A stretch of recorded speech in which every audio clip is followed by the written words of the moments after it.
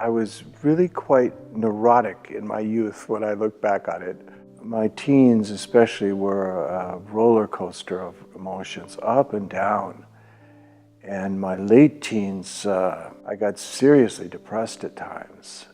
Now, these days, they would just give me pharmaceuticals. But back then, I never even saw anybody. I just would stay in my room for 3 days. And my mind was this rampant, runaway, crazy mind thinking something is wrong with me and something is wrong with the world.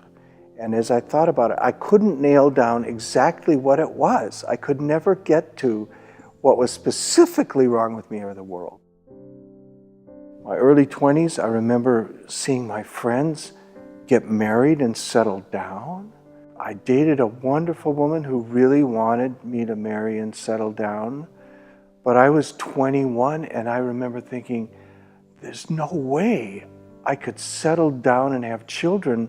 I don't know even who I am, or I don't know what the problem is. There's some very great problem here. In college, I took psychology courses, I took philosophy courses to try to help me, but they didn't help me at all. They were not applicable to my life one bit. I left the university very depressed and in the worst health I ever was. I dropped out through my senior year because I got my dream job in a theater company, acting and writing music. I had one very important piece from youth, from my childhood, and that is I knew it was important to do what I loved. I would not settle for some kind of job, but I had no way of making any money doing what I loved. I was in this theater company that paid minimally and then fell apart. Then I got into another theater company that paid minimally and fell apart. And I had this ongoing anxiety. Something was wrong with me and the world. Why didn't I seem more comfortable with life like all my friends seemed? Looking back, I'm really glad for all that anxiety. It drove me to first look desperately for some books. I found a really good book on Western magic called The Art of True Healing. That introduced me to meditation. Then the theater company I was in started doing some yoga. And suddenly I started glimpsing that maybe there's another way of life for me. Maybe I could find some kind of practical psychology and philosophy that was worthwhile, that made a difference in my life, that dealt with this anxiety. It was the early 70s. We were all experimenting with different lifestyles and things. First I was a student, then I was the actor, then I was a musician, then I was a Zen student. Then I tried a back to the land experiment, which was a disaster. I just kind of wandered around. I had a rock band for a while, which produced some pretty amazing music, but I had no interest in money. I look back on my 10 different lifestyles I tried before it finally came together. It came together the day I turned 30. I woke up in a state of shock. I realized I wasn't a kid anymore. I had no job whatsoever. I lived in a slum apartment, a very cheap apartment in a funky part of Oakland, California. Had bars on the windows and things. It was not a nice neighborhood. You would not want to bring up a kid in that neighborhood. But I was living alone in this slum apartment. And I turned 30. I was in shock all day. I couldn't have a party. I paced up and down, and that's the day that changed my life. I realized I had no goals in life. I had no job. Everything I touched fell apart in my 20s. I even had this unconscious image that everything I learned had been sand through my hand, leaving me with nothing, and that's why I was broke. And I remembered a little game I'd played when I did my Back to the Land experiment when I was about 22, where we were sitting around a fire and this couple said, let's play a game that we used to play at church camp. Let's all imagine 5 years have passed and everything has gone as well as we could imagine. What would our lives look like? And we all went around the fire and said something. I have no memory of what I said, so obviously it had no impact in my life whatsoever. But when I turned 30, I remembered that game and I thought, okay, this is a good thing. This is a very good thing to do. I'm going to do this. But I want to remember it this time. So I took a sheet of paper and I wrote ideal scene at the top. That sheet of paper changed my life. I imagined 5 years had passed, so I was 35. At 29, I felt like a kid still. And it was cool to wander around and be a spiritual, unemployed poet and musician. That was cool. But turning 30, literally this voice, I remember it vividly. You're 30. You're not a kid anymore. So what am I going to do with my life? Well, dare to dream your ideal. Okay, so I literally wrote ideal scene, and then it just spilled out. I want a publishing company. I'd never had any interest in business or money or anything else. That cruises along really successfully because I want to write books and have them published. And I want my music to be out there. I want a big White House on a hill in Marin County, this beautiful county across the bay from Oakland. But as soon as I started writing it, of course, what happened? All these doubts and fears just rushed forward. And I realized over the next few years that dealing with the doubts and fears was the most important work to do. And to this day now, as I look back on it, I think it's all very simple. There's just two essential things we need in our lives. One, we need to dare to dream. You dare to dream of that life you want, the life of your dreams. 5 years from now, what kind of life do you want? Dare to dream it. And then you deal with the doubts and fears that come up. There's all kinds of ways to deal with those doubts and fears. And much of my work is presenting various different ways to work with those doubts and fears. Because I remember I was completely overwhelmed. I remember them vividly, as if it was yesterday. I remember the exact words of my doubts and fears. They said, it's way too much, Mark. You want to start a publishing company and write books and do music and get into real estate. That's way too much. Just pick one thing and focus on that. And I just knew, knowing my doubts and fears, whatever one I picked, they'd start shooting that down. They'd start undermining that. And I had this sense, the doubts and fears are the things that can undermine your dream if you let them. And so I kept thinking about it, and I thought, no, this is my ideal scene. I kept getting back to my ideal. Okay, I want it all. I want a publishing company. I want to write books. I want to get my music out there. I want to get into real estate. And then I even dared take one, and I said, you know what? And I want to do it in an easy, relaxed manner. A phrase I'd read from this Unity Church minister named Catherine Ponder. I wrote, I want a life of ease. I don't want to work too hard. Doubts and fears said, impossible. You got to work really hard. You want to start your own business? You got to work 60 hours a week. I had all these voices. I had my father's voice back there. When I told my dad I was starting a company, his first words were, well, 80% of businesses fail their first 2 years. That's the support I got from my dad. I remember immediately thinking, okay, he's a guy that I can't share my dreams with.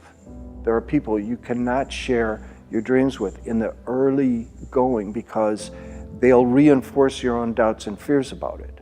I looked at my ideal scene. I made a list of goals, even though the doubts and fears kept going. Then I made a list of goals as affirmations, something I carry around to this day in my back pocket. This is my magic single sheet of paper. My magical path is the one sheet of paper I carry around with my dreams and goals on it. And I started affirming my dreams and goals. I think most of my thoughts, maybe 90% of my thoughts, thought what I was attempting was ridiculous. What I was attempting was just going to fail. There's a real fear of failure behind most of our dreams for some reason, even though every successful person finally realizes there's nothing to fear in failure. Failure is an essential step to take. My doubts and fears said, it's impossible, Mark. You want to build a successful career, but do it in your own lazy way. And that became my goal. Yes, I want to be lazy. I am lazy. I love musicians' hours and actors' hours. You never do a thing till 1 in the afternoon, never. So that became, okay, my ideal, dare to dream my ideal. Okay, my ideal is I sleep till whenever I want. I usually sleep till 11. That's good time to roll out of bed, between 11 and 12. Then I get up and have my coffee and spend a while, and I get to work between 1 and 2. And from the beginning, that was my ideal. I wanted to do that. My doubts and fears said, impossible, impossible. You've got to work hard. You've got to be a morning person. You've got to be type A. to build a business. And I said, let me try this as an experiment. And I remembered a friend of mine had heard this amazing futurist and visionary named Buckminster Fuller. He would go to speak at colleges and he'd change people's lives. In his 20s, he came to a point where he decided to either commit suicide or look at his life as this unique experiment. And fortunately, he chose the latter. He chose to look at his life as this absolutely unique experiment. And I remembered that as I was pacing up and down, grappling with my doubts and fears, feeling completely overwhelmed by them. I said, I'm going to try this experiment. Give me a year or two. I want to have a life of ease and go for my dream of creating a successful business, writing books, recording music, finding some great real estate. Let me try this experiment. They said, it won't work. It won't work. It's not even worth trying. I said, look, if it doesn't work, I won't be any worse off than I am now. I had no job. I had no income of any kind, no family support. I was scrounging, a word we used all the time, scrounging to get $65 a month together for rent. So I said, so what's to lose? Let me go for my dream. Doubts and fears. What are you trying to protect me from? What is this fear of failure? The fear of failure is what keeps so many people from going for their dreams. And the fear of failure is a waste of time and energy and talent. Never fear failure. I have a wonderfully successful friend in Minneapolis who one time said, we should celebrate glorious failure. When you fail at something, that means you tried something, you went for it. So even if you failed miserably, great. You dared to dream, you dared go for it. That failure, if you keep dreaming, is an inevitable stepping stone to your dream. Every successful person I know has failed over and over. In fact, the successful people I know, one of our favorite topics of conversation at night is to sit around and laugh about our failures, laugh about the dumb things we did when we started, when we didn't know what we were doing.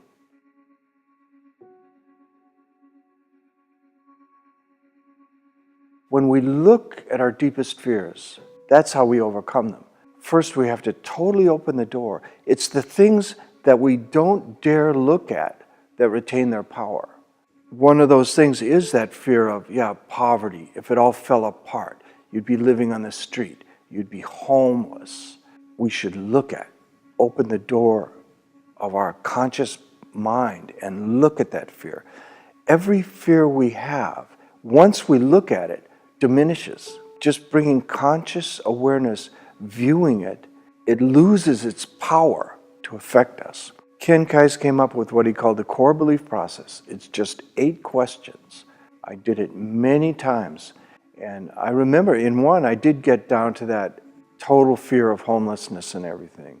Because I did start my publishing company at 30. I started it with no money at all. With a few years into the publishing company, our distributor collapsed and went bankrupt, and we didn't get paid for 6 months worth of sales. We had no income, and I was $65,000 in credit card debt. And this was in, I guess, early 80s, so that was a lot more money than today's dollars. And I remember thinking, oh yeah, this is the time to do the core belief process. And it's a simple process because it's only 8 questions, and it really can dissolve fears. The first question is simply, what's the problem?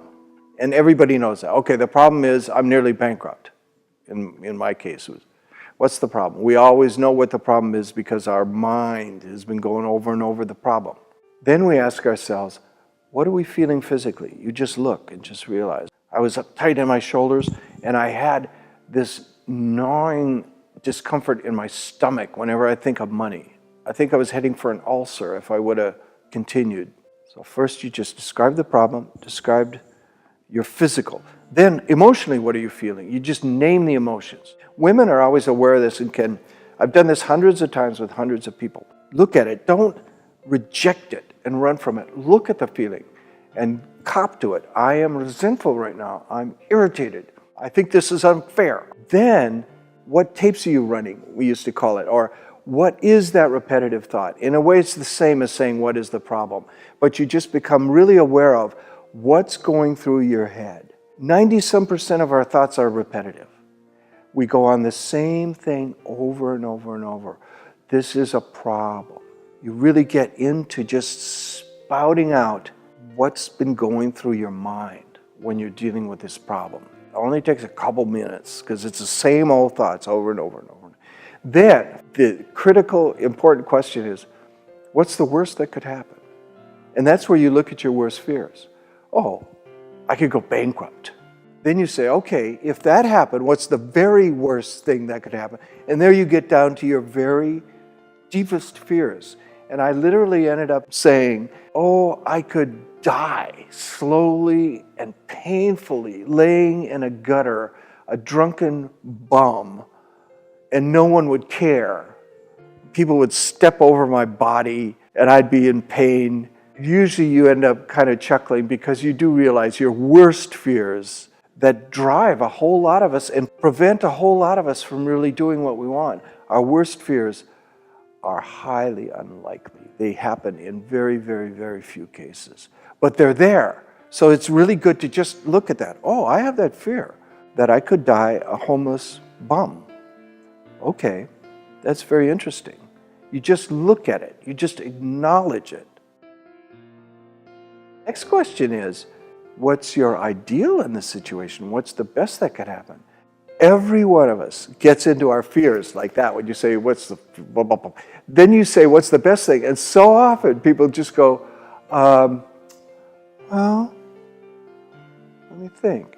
We haven't bothered to think of our ideal in this situation or what's the best thing that can happen. It hasn't even entered our minds. We're so inhibited by our fears, we don't dare to dream.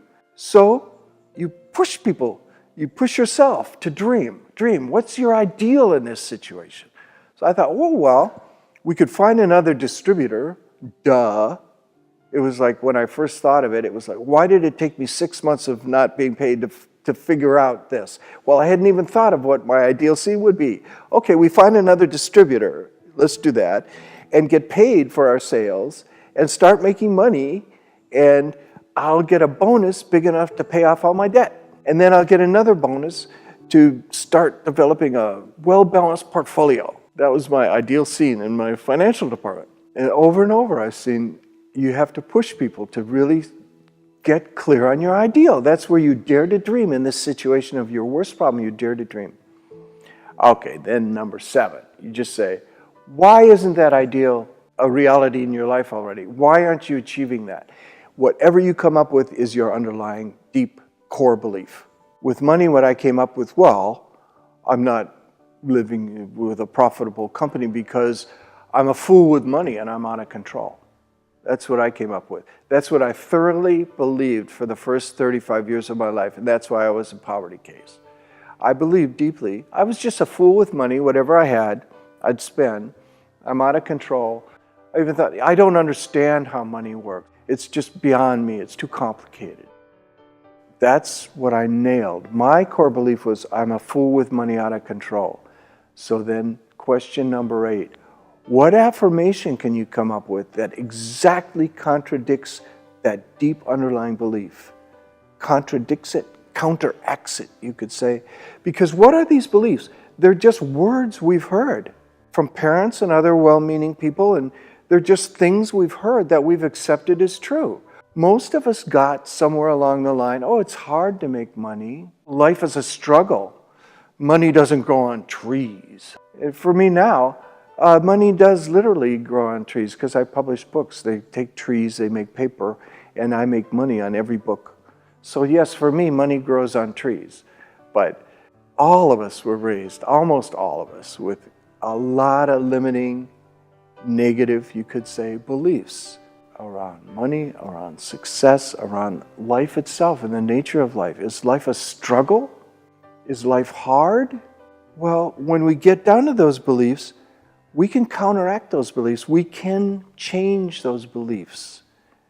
And that's where affirmations come in.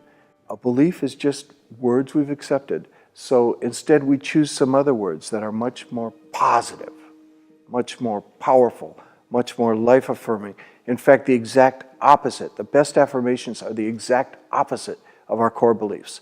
So for me, I realized, and I remember doing this, I was driving down the freeway when I did this, talking out loud to myself. I said, okay, the problem is, my core belief is, I believe I'm out of control. I'm a fool with money. What exactly counteracts that? And I came up with, I am sensible and in control of my finances. I'm creating total financial success in an easy and relaxed manner, a healthy and positive way. That was my affirmation. I remember thinking, I'm going to forget this. Remember this. I pulled over on the shoulder of the freeway and I wrote it down. And then I ended up writing it down 5 different times in big letters, in big sheets of paper. I put one right above my phone in my office, so I stared at it all day when I was on the phone and working. I carried one around in my pocket. I put one on my bathroom mirror. I put one on my dresser. I put one up on the wall somewhere. I had it in front of my mind, and whenever that same old anxiety, I'm nearly bankrupt, whenever that came along, I would just relax and say to myself, I am sensible and in control of my finances. I am now creating total financial success in an easy and relaxed manner, a healthy and positive way. After I said that a few thousand times, it came true.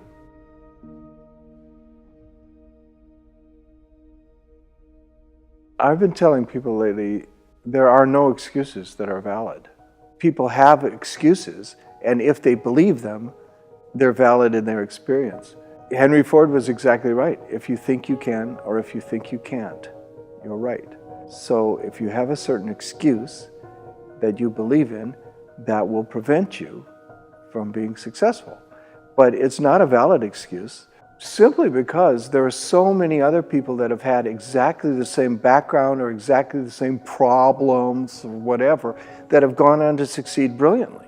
You could be quadriplegic. Like Ken Kais Jr. was a quadriplegic. He went on to sell millions of books and be a wonderful, revered guru. Look at Oprah Winfrey, raised in total poverty, apparently abused when she was young and all this stuff. There's no excuse anymore. You always have those certain people that come out of that poor area and do great. And you have these people in the rich area that do miserably, that totally blow it. I mean, I met an extremely rich family a while ago with a famous name you'd recognize because they're billionaires, but it was the most miserable family I'd ever encountered in my life. And I walked away saying, thank God my parents didn't have money. Thank God, because money has destroyed the love in that family. It was very, very sad. So there's advantages and disadvantages to every situation and everything. So we might as well look at the advantages.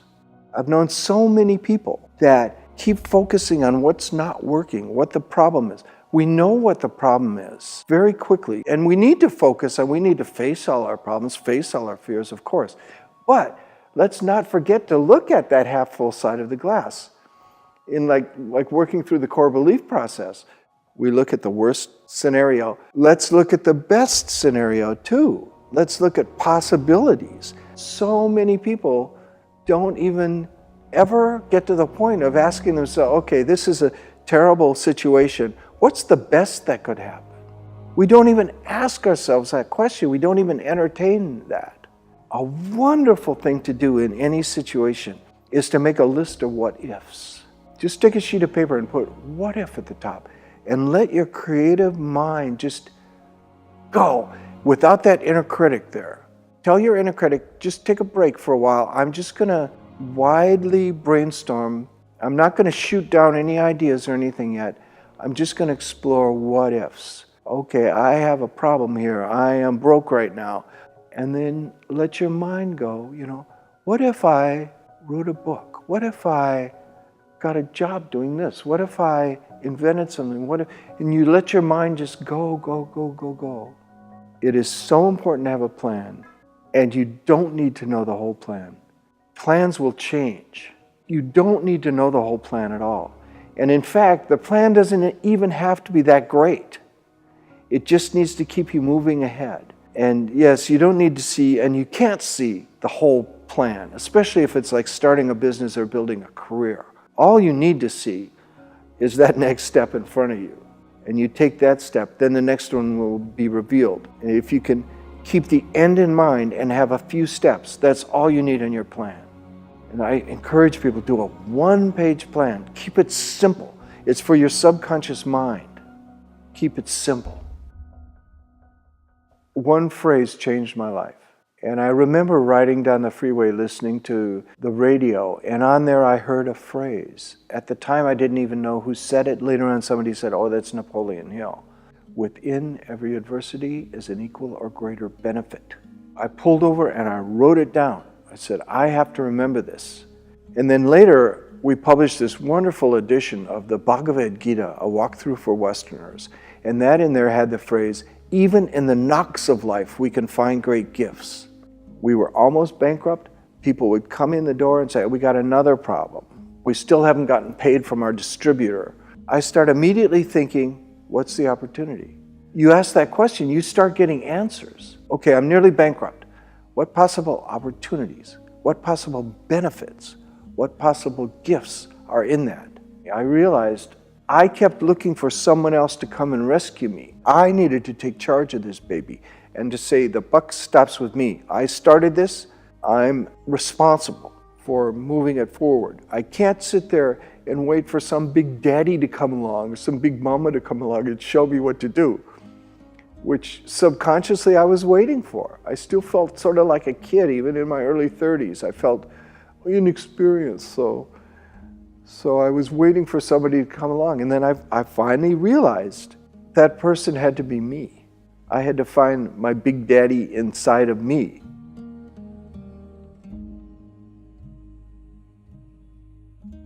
It's an ongoing challenge I think most of us have to face, especially if we dare to dream, if we dare to be creative, if we want to think outside of the box. I so often encourage everyone, be an original. You're an original.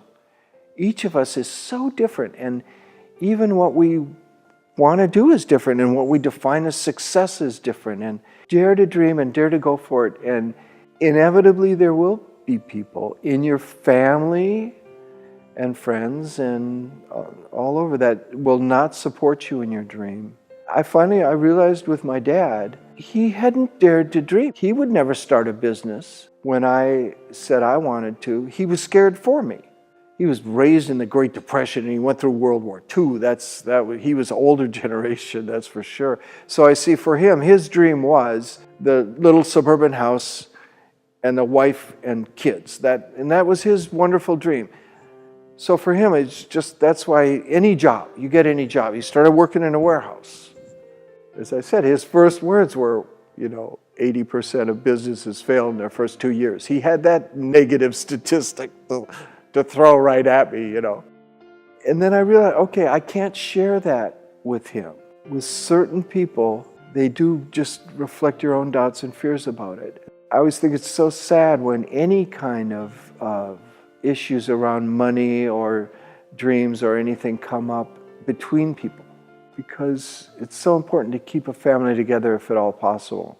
I just always had an attitude that worked with my dad to just blow off what he said and not let it affect me. Realizing, oh, that's his problem. I just had to not share my dreams with at all until they become realities. Then I was very happy calling him up saying, hey, Dad.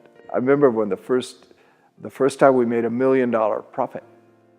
I said, we made $1 million profit. Bottom line, profit, Dad. He was blown away. It was delightful. A lot of people have said that I'm just lucky. Only, of course, in my later years when I'm succeeded. Before that, no one ever said I was lucky. But into my 40s, I've had many people say, oh, you're lucky, Mark. And I always say, some brilliant person, I don't know who, said, luck is preparedness meeting opportunity. Luck is something we create. It doesn't just happen to us. What that means to me is you get prepared for it. How do you get prepared? Imagine your ideal scene. Dream of what you want to dream. Start making plans even. I make concrete plans on single sheets of paper, real simple plans. I made a simple plan to start my business. The first steps I needed to take were all I was able to just list. You start preparing like that. Then opportunities come around. And when they come around, so often I think, was that opportunity always there, but I didn't see it because I didn't prepare for it? And I get this resounding yes from my inner voice. Opportunities are all around us all the time, all the time. This whole universe, rather than seeing it as a place of scarcity and struggle, and I now see it as this place of incredible abundance and opportunity. Everywhere I look, there's opportunity. I remember seeing this guy on TV. He'd been an illegal immigrant and he came and made a fortune.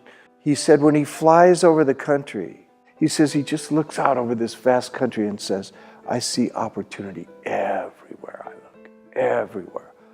I thought, wow, with that mindset, no wonder he's such a success. I now see it that way. There's tremendous opportunity for every one of us unless we undo it, unless we deny it through our own doubts and fears.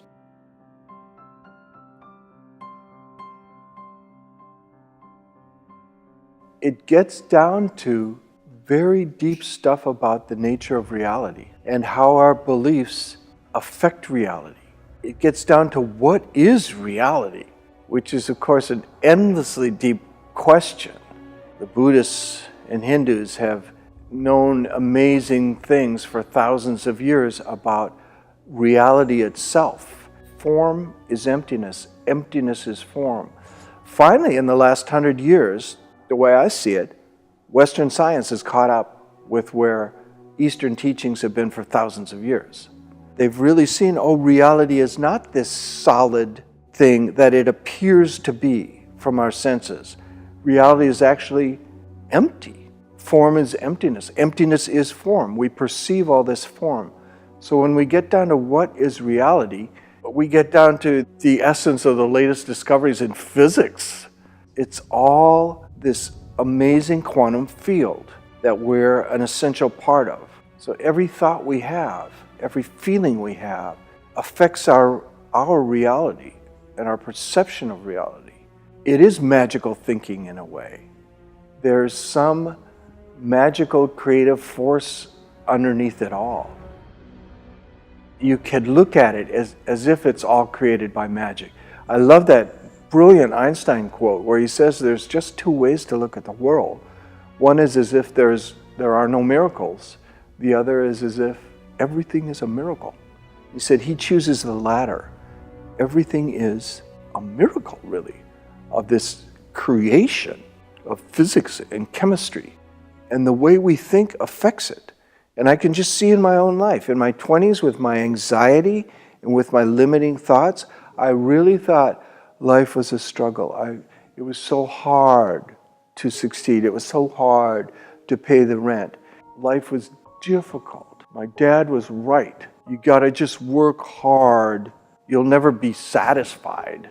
That was his belief. Because basically the world is a deep, difficult place. The world is a struggle. Life is a struggle. Before he passed away, I remember we had this walk. He said, before I leave this vale of tears, he called it a vale of tears. That's the way he looked at the world. And I remember thinking, yes, at times it is a vale of tears. At times we're very sad. People die that we love. We end up dying. That's all very sad. But it does not sum up reality. Reality is this marvelous, magical creation, this amazing thing. Some teacher said the force that guides the galaxies guides you as well. And we are all part of this incredible quantum field. And we do find, at least I've really found in my life, that we are capable of summoning the creative forces of this universe. And that to me is what's fascinating.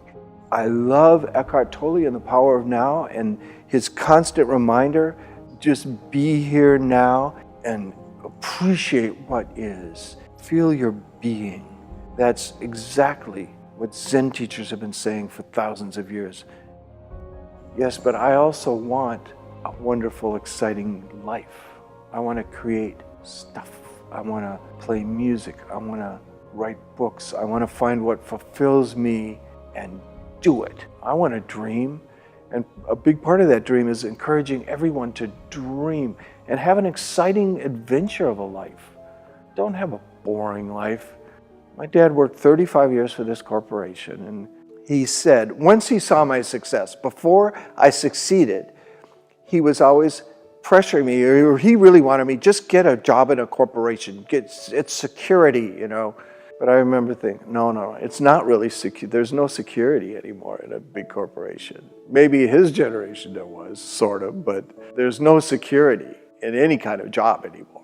So you might as well dream. After he retired, after 35 years with the same corporation, he said, you know, if I had it to do it over again, I wouldn't work 35 years for the corporation. You look back, he would have done something really creative. He made beautiful wooden things. He made toy trains out of wood and stuff. I remember saying to him, Dad, you could turn that into a career. You don't have to sit behind a desk shuffling paper doing what you don't want to do. You love making things with wood. You could make that work. I really believe you can make anything work. Anybody can make anything work. They deal with their doubts and fears. Whatever you can imagine, look at this big world. There's people, often millions of people, that have been very successful doing what you dream of doing. How did they do it? Study those people. Find out, how did they do it? And then find your own unique way to do it. There's infinite possibilities.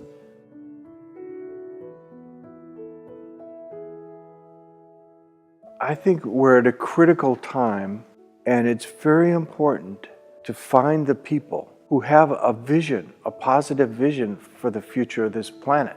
And there are plenty.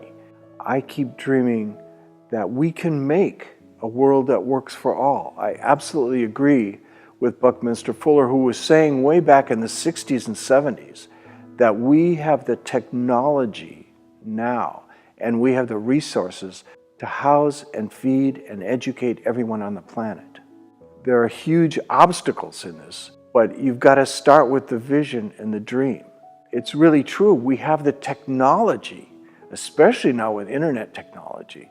There's no limit to our resources. There's no limit to our ingenuity and what we can create. I think we can have an era of peace and prosperity if we overcome some huge obstacles in our thinking. It's totally possible, and it begins with that dream. We published a wonderful book called The Power of Partnership by Riane Eisler. She makes it clear to people the last 3,000 years on our planet have been marked with a lot of exploitation and domination of one group over another, and governments over other governments. And the solution, the long-term solution, is always partnership, has to be partnership. So eventually, I can see great partnerships with individuals, nonprofits, corporations, and governments working together to really make this work. As more and more corporations really get the bottom line of the 3 Ps rather than just profit, the 3 Ps meaning planet, people, and profit.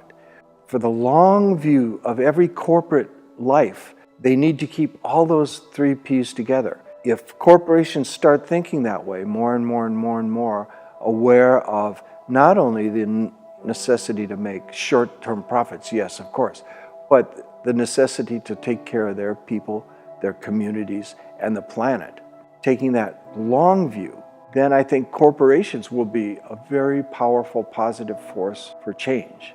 And I think it's starting to happen now. I think there's all kinds of good things.